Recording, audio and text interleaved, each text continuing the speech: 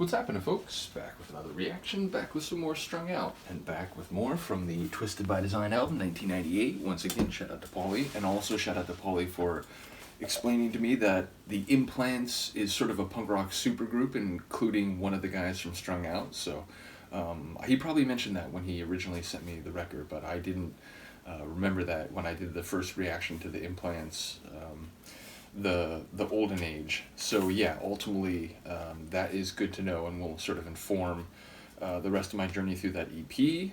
But as I said, we're back to Twisted by Design, and the next tune is Asking for the World, which seems like a big ask. It seems like a lot to ask for, and you would be imposing on someone to ask for that amount and to expect it to be delivered, or to in any way even think that whoever you're asking might be capable of delivering it. So I don't remember this song by the title. Once again, it is possible that when it starts I'll remember it at least in part, or perhaps just sonically.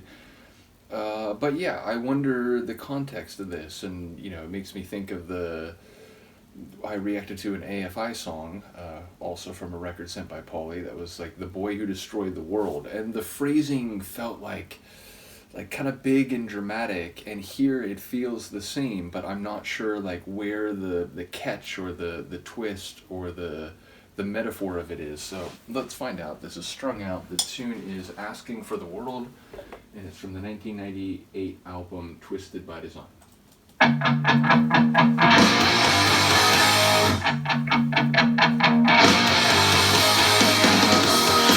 not asking for that much. I only want the truth. Okay. When you tell me how you feel, I'm not gonna play the games that make you feel like shit.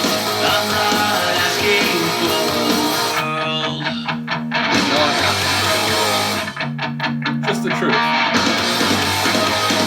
How many times must we tell each other lies that suffer in our lives, and wonder what went wrong?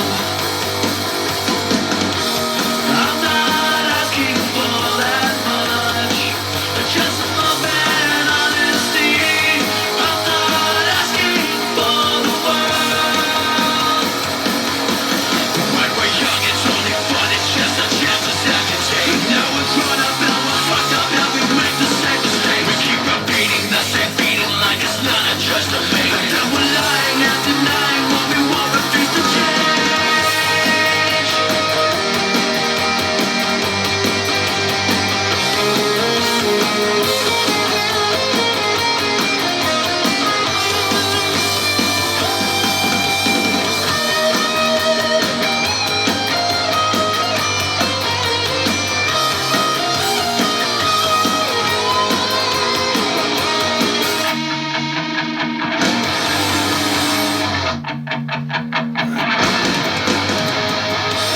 I feel like I've been through so much shit, so many dysfunctional relationships, that I don't know what to feel anymore. I'm not asking for that much, just be real with me. I'm not asking for the world. It didn't come back to me in the moment, but that's a fantastic tune, like an instant favorite. And yeah, I heard a lot of the lines there, and it sounds like what he's saying is he's not asking for the world. He's not asking for someone to be, some incredible person who's always perfect all the time. All he's asking is for people to be real with him, to be honest, just to give him a little bit of the truth, as opposed to these lies. And the idea that how long are we going to lie to each other until we recognize that we're making a choice? It's not just that it has to be this way, but we're choosing to be dishonest, and ultimately feeling like you're in that cycle and wanting to break out of it, just with I don't care, I don't need anything else. I'm not asking the world of you, just be straight up with me. So yeah, it feels like a plea. It sounds like he's making reference to other relationships that like he's been in these kind of, dissatisfying, dishonest, and ultimately broken relationship cycles for so long. He doesn't even know what to feel anymore. Like he doesn't even, his emotional clarity is zero. So ultimately, I think it's a profound tune when it comes to the experience of going through different relationships, and you have a couple that seem like they're working and then they don't work, and then another one it's like, oh, maybe this is the one. Nope, this was just like those. And I like, as someone who's been through multi-year relationships multiple times, it's weird how that happens, right? Like, 2-3 years into a relationship, like, this is amazing, surely this is the one for the long haul, and then it not doesn't end up being that way, and it's the way things break down, and it's like, man, like, I thought like this worked, but I guess we weren't being like as honest with each other as we thought. So the idea of like going through multiple experiences of that, and then just like, I don't even know what to think anymore, because every time I think I understand how I feel and maybe how someone else does, it turns out to be wrong. So that's what it felt like. It felt like a lament of the dishonesty that can characterize romantic, like intimate relations between people, and the sort of personal frustration that can come with not seeming to find what you're looking for in that world. So I will look to confirm here, but again, I feel like I heard enough of that to be reasonably confident, and that's what it's dealing with. But let's find out. Okay, I'm not asking for that much. I only want the truth. When you tell me how you feel, I'm not going to play the games that make you feel like shit. I'm not asking for the world. How many times must we tell each other lies and separate our lives? I wonder what went wrong. I'm not asking for that much. Just open honesty. I'm not asking for the world. When we're, but they wrote were like without the apostrophe. So when we're young, I'm assuming, it's only fun. It's just the chances that you take, indeed. But now we've grown up and we've fucked up and we make the same mistake. It's true, right? Like, you make decisions early on where you don't feel the consequences right away. So it's whatever. I can be reckless. I can be, sort of throw caution to the wind. And then you get older and it's like, shit, like, I realize now that my choices have caused, like, negative consequences over the long term. But you're sort of comfortable in that type of behavior. And so then it's like, it's hard to change even though things aren't good for you. Now we've grown up and we're fucked up and we make the same mistakes. We keep repeating the same beating like it's not a choice to make.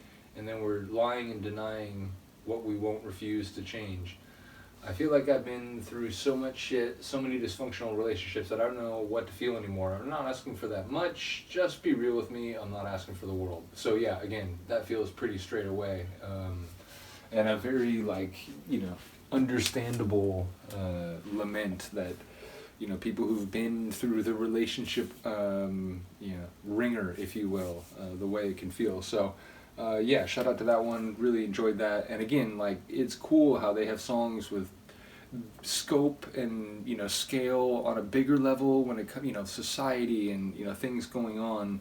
And then also internally, psychologically, but then, to relationships and things which perhaps are like, sometimes I think undervalued in the punk rock world, certainly in like hardcore punk rock where, it tends to be more political or like philosophical and so on. But I mean, again, even the Subhumans have songs about, relationship pain and so on. So yeah, I do like when a band has some lyrical variety and they're not just in one vein all the time, even if they do like to talk about certain concepts. So shout out to Strung Out. Shout out again to Paulie. The next tune is Tattoo.